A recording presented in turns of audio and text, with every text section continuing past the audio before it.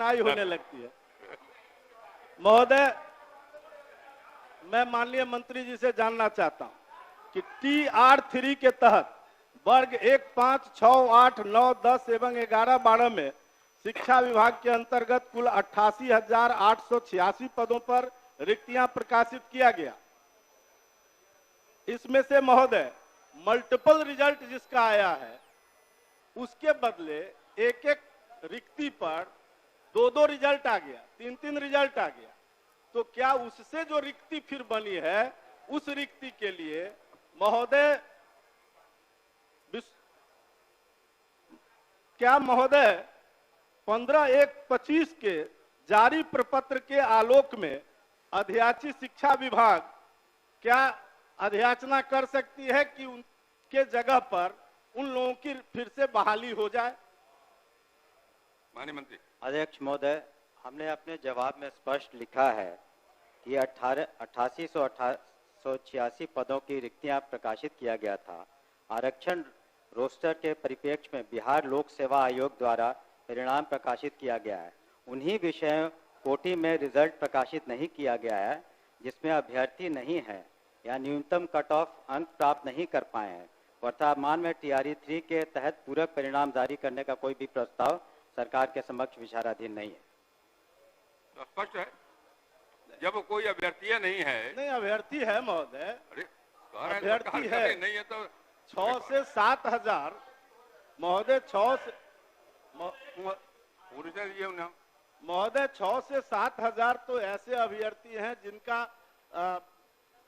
Reject कर दिया गया और बाकी ऐसे अभ्यर्थी हैं महोदय। कट ऑफ मार्क नहीं आएगा तो क्या करेंगे? नहीं महोदय, ऐसे अभ्यर्थी हैं जिसके बारे में हम जानना चाहते हैं कि जिनके मल्टीपल रिजल्ट आ गए। मल्टीपल रिजल्ट आने के कारण उसमें से कई लोग छट गए, तो जो छठे जिस स्थान पर से उतनी रिक्ति फिर रह गई, उस रिक्ति पर लोक सेवा आयोग ने अध्याचना किया है कि शिक्षा विभाग अगर ये अध्याचना करे, उन्होंने अपने पत्र में स्पष्ट किया, वो पत्र भी मेरे पास है महोदय, यही वो पत्र है, और उसने मांगा है कि अगर शिक्षा विभाग ये अध्याचना करे तो हम उस पर बहाली करने को तैयार हैं। तो क्या शिक्षा विभाग अध्याचना करना चाहती है? मंत्री, सीधा जवाब भी है कि तत्काल उस पर कोई हम लोग विचार नहीं कर रहे हैं। धन्यवाद। क्या बोलिए? ये जब विज्ञप्ति आई थी महोदय, तो उस समय अभ्यर्थियों से प्राथमिकता लिया गया था। आप 1 to 5 में जाना चाहते हैं, 6 to 8 में या 9, 10 में।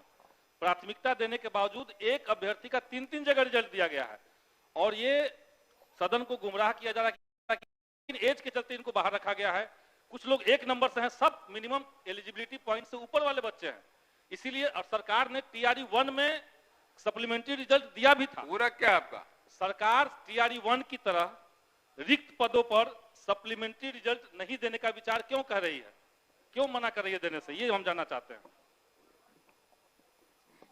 हम लोगों ने इस पर विचार किया था और जो BPSC एक इंडिपेंडेंट कमीशन है और वो अपना निर्णय लेता है, और जो निर्णय उन्होंने शुरू में एक बार प्रकाशित किया कि बाद में किसी तरह का उन्होंने जो भी मानदंड रखा था उसी के आधार पर रिजल्ट निकला।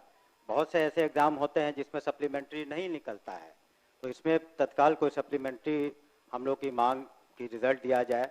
जो उसमें तो अभी और भी उसमें मई महीने तक, आपको बता दें मई तक आपको चौथा पांचवा भी होने वाला है, तो चौथा भी होगा, तो बाकी में होगा, लेकिन अभी तत्काल इस पर विचार नहीं कर रहे हैं हम लोग।